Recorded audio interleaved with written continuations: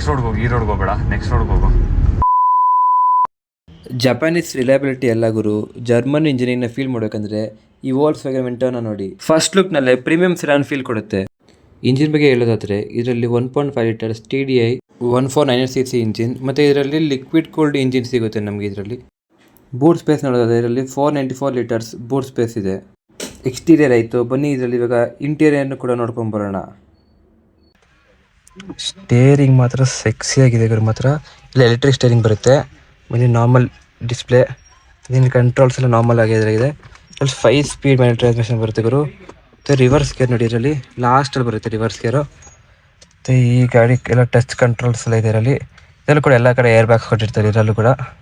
Suspension ಮಾತ್ರ heavy smooth ಆಗಿದೆ, ಅದಕ್ಕೆ ನಮಗೆ ಎಲ್ಲೂ ಗಾಡಿ ಥರ ರೋಲ್ ಆಗೋ ಥರ ಅನ್ಸಲ್ಲ. ಇದರಲ್ಲಿ ಫುಲ್ ಕಾರ್ನರಲ್ಲೂ ಕಾನ್ಫಿಡೆನ್ಸ್ ಕೊಡ್ತೆ ಗುರು ಗಾಡಿ ಮಾತ್ರ. ಇದು ಸೆಕೆಂಡ್ಸ್ ಮಾರ್ಕೆಟಲ್ಲಿ ಈ ಗಾಡಿ ಸಿಕ್ಕಿದ್ರೆ ಖಂಡಿತ ಮಿಸ್ ಮಾಡ್ಕೋಬೇಡಿ ಗುರು ಗಾಡಿ ಮಾತ್ರ. ನಿಮಗೆ ಅನಿಸ್ತು ಕಮೆಂಟ್ ಮಾಡಿ.